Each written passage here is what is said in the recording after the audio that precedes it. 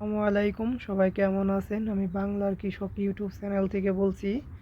আমার ভিডিও যদি আপনাদের ভালো লাগে তাহলে আমার চ্যানেলটা সাবস্ক্রাইব করবেন। আজকে আমি আপনাদের একটা ব্ল্যাকবেরি বাগানের সাথে পরিচয় করায় দেব এবং বাগানের প্রত্যেকটা গাছের কী ফলন আসছে এবং দেখাবো এবং কীভাবে হারভেস্ট করতে হয় আমি এই ভিডিওর মাধ্যমে আপনাদের তুলে ধরব এবং এই গাছে কীভাবে যত্ন নিলে ভালো ফলন হবে এই সম্বন্ধে আমি কথা বলবো। ব্ল্যাকবেরি গাছে খুব সহজে আপনি কাটিং করতে পারবেন। কাটিং বা কলম দিয়ে যেটা বলে খুব সহজে করতে পারবেন। এটা বেশি লাগে না, এটা খুব সহজে কাটিং হয়ে যায়।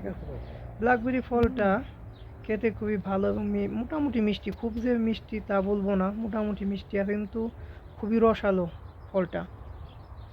আমাদের বাংলাদেশে খুব বেশি মনে হয় এটা এই ফলটা হয় না, কিন্তু এটা আরবের একটা ফল। আরবে খুব ভালো ফলন হয় এই গাছটা।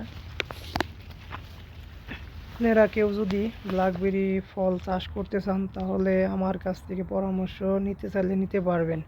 আমি বলে দিব এটা কীভাবে চাষ করতে হয়। আর কারো যদি কাটিং লাগে তারপরও আপনারা নিতে পারবেন আমার কাছ থেকে। যদি কারো কাটিং প্রয়োজন হয় আমারে বলবেন, আমি কাটিং দেওয়ার জন্য চেষ্টা করব। এই ফলটা মোটামুটি লাভজনক ফলই, কারণ এটা অনেক দিন পর্যন্ত এই ফলটা থাকে।